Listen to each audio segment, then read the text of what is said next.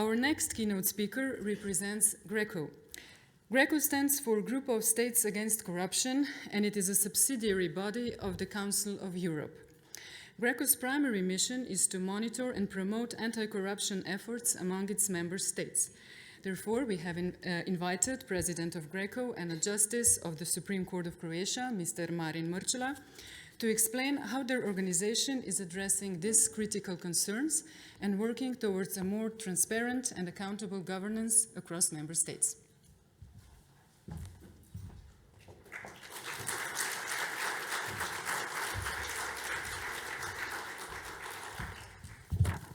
Good morning. Thank you very much, ladies and gentlemen. I'm happy and honored to be with you today. Thank you for the invitation. Thank you especially to Mr. Šumi, who is, by the way, one of the GRECO best evaluators in our procedure. So we will use you more. So why the integrity is so important and why we are talking about integrity today? I would say there are mainly two reasons for that. First one is reassure citizens that officials are working in the public interest and that they are honest, or at least that they look like honest. And the second, integrity builds a culture that is resilient to corruption. In Council of Europe, a fight against corruption is high on the agenda for already 30 years. Despite of that, despite of all the standards that we developed, despite the monitoring body, corruption continues to pose a serious threat to the rule of law and human rights in the member states. GRECO, a group of states against corruption, was established as the anti-corruption monitoring body in the Council of Europe in 1999. Today, we have 48 countries, 48 members. Kazakhstan is one of them, and the United States of America is one of the GRECO members, which gives a particular flavor to our work. We become, I would say, a multilateral forum for reform and a recognized anti-corruption sentinel. We are a regional monitoring body, but with a global reach. We neither are political body, nor we are motivated with the political reasons. And that is the reason why authorities sometimes do not like what we say. Our role is monitoring and encouraging with the recommendations to the countries to commit to the strong fight against corruption. We do not measure corruption, nor we deal with the concrete cases. We have fact-finding process, and we issue recommendations based on the facts and according to the professional standards. Currently, we are in the 5th evaluation round, which deals with the central government, including persons with the top executive functions, and with the law enforcement agency. We are still in the compliance procedure under the 4th evaluation round, which was, the topic was corruption prevention regarding the parliamentarians, judges, and the prosecutors. So fighting corruption does not necessarily require highly innovative solutions. More or less everything is known. An effective fight against corruption really starts and stops with the political will. What does it mean? It means not only words, but also deeds. Politicians need to lead with integrity examples, and we know that is not always the case. To tackle corruption effectively, member states should guarantee at least 3 aspects. One is the independence of judiciary, the second one is the transparency, and the third one is accountability. Let me say a couple of words about all those 3. Independence of the judiciary should be guaranteed. We had our team for the monitoring launched in evaluation round in 2012, deals with the corruption prevention regarding the members of the parliament, judges, and the prosecutors. And if you want to draw one conclusion from all our 48 reports is this one: there can be no real effective fight against corruption without a truly independent judiciary. At the time when we in Europe thought that the principle of judicial independence was clearly established, we, Greco, find and identified serious problems with respect to judicial independence and weaknesses in the structures separating the three branches of powers. Dependent judiciary undermines the rights for a fair trial. It compromises public confidence in the state institutions and the rule of law. Moreover, a prosecution service whose independence is incomplete or under the threat may struggle or be reluctant to investigate alleged cases of corruption. Judges without independence is less likely to fairly adjudicate and impose effective, dissuasive, and proportionate sanctions. This is why the Greco has been clear in the respect of judicial independence that must be recognized and guaranteed by all branches of the power, and there should be no any undue influence over the judiciary. The independence of the judiciary should be, as a constitutional principle, translated into practice. For that purpose, we consider that vesting independent self-governing bodies of the judiciary with the key decision-making role on the recruitment, career, and discipline of judges is an appropriate method for guaranteeing the independence of judiciary. It is essential that judicial councils, where they exist, of course, are not only free, but also seen to be free for political influence. That is why the composition of its governing bodies is important. A number of countries receives recommendations from Greco to get rid of the members of executive power in judicial councils. Second point is transparency, and the reason is that we must expose corruption so there is nowhere to hide.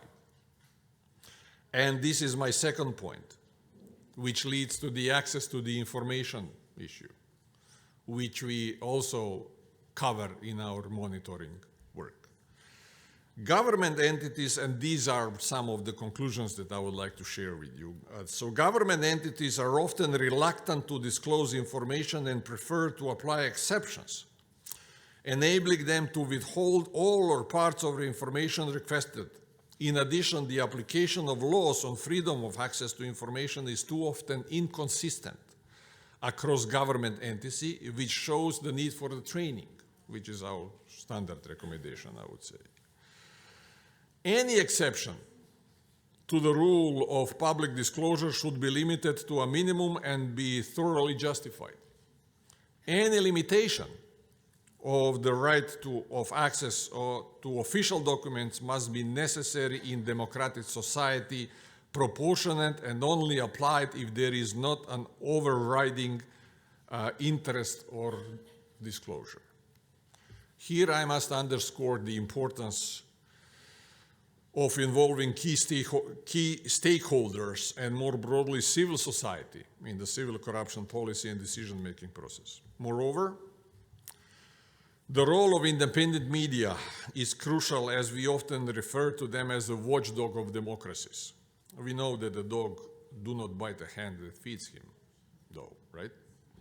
But truly independent and professional journalists are skilled in using the tools available, such as Freedom of Information Acts, to obtain information that can be analyzed and to report it on. Revelations by investigative journalists, such as money laundering revelation from the Open Looks and Pandora Papers investigations, have been key in bringing the information into the public domain. This demonstrates once again the importance of access to information and the freedom of information law, which helps fight corruption by uncovering corrupt behavior and increasing accountability. That brings me to my third point, which means that the transparency without accountability is like a coin with only one side, or a sword with one blade. It amounts to impunity, which only aggravates the risk of corruption and undermines public trust. Even the best rules will remain weak if they are not complemented by effective supervision and enforcement mechanism. Some countries refer to political responsibility in the form of naming and shaming as the most effective sanction. Some politicians are saying that they should only answer to citizens in the course of elections. So this is like a political responsibility. Greco does not consider that this is enough. We called for the development of additional controls and sanctions to ensure that ethical misconduct is detected, addressed, even without media scrutiny or public or political pressure. That's it why we issued recommendations, for example, to strengthen public integrity bodies and equip law enforcement with the proper means to conduct inquiries and investigations. In some instances, Greco has encouraged law enforcement to be more proactive in dealing with the suspected offenses by the top executives and start investigation on the basis of reasonable suspicion rather than irrefutable evidence. Immunity should not result in impunity. Immunity should be limited to the extent necessary in democratic society so as to not hamper the investigation, prosecution, and education of the corrupt offenses. We notably recommended limiting the privileges enjoyed by the top executive with respect to prosecution for acts performed outside of their official capacity and has stressed the importance of objective and fair criteria for lifting immunities. All those involved in the Greco knows that too many people in Europe still face corruption as they go about their daily lives. Too many citizens have to put up with the corruption scandals involving those in position of national trust. Responsible leaders will understand that in such circumstances, it is not easy to build and maintain confidence in system, institutions, and decision makers, but that is work that must be done. Greco will continue to strive to help ensure the highest standards of integrity in our member states by putting in place oversight mechanism, independent and effective judiciaries, and monitoring by the media and by the civil society. All these measures have to be accompanied by the clear commitment to preventing and fighting corruption, starting from the top, preferably in the form of national anti-corruption strategy, which is implemented and which includes anti-corruption policies at the level of each institution. Really, all public bodies should rely on a message of zero tolerance. And managers have to lead by examples to ensure that the culture of integrity takes root. And we must not forget the main weapon, or if you want, the main tool in the fight against corruption, and that is people. We need professional and honest people with integrity. Without them, even the best rules of standards are toothless tiger. Thank you very much.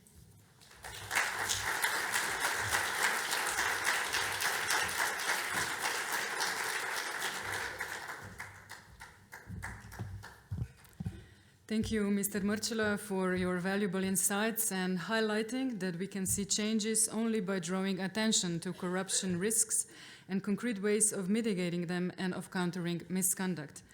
Public integrity and countering undue influence are core issues in Greco's monitoring. This is vital when it comes to fighting corruption and promoting integrity in central government and law enforcement, the two categories targeted in Greco's ongoing fifth round.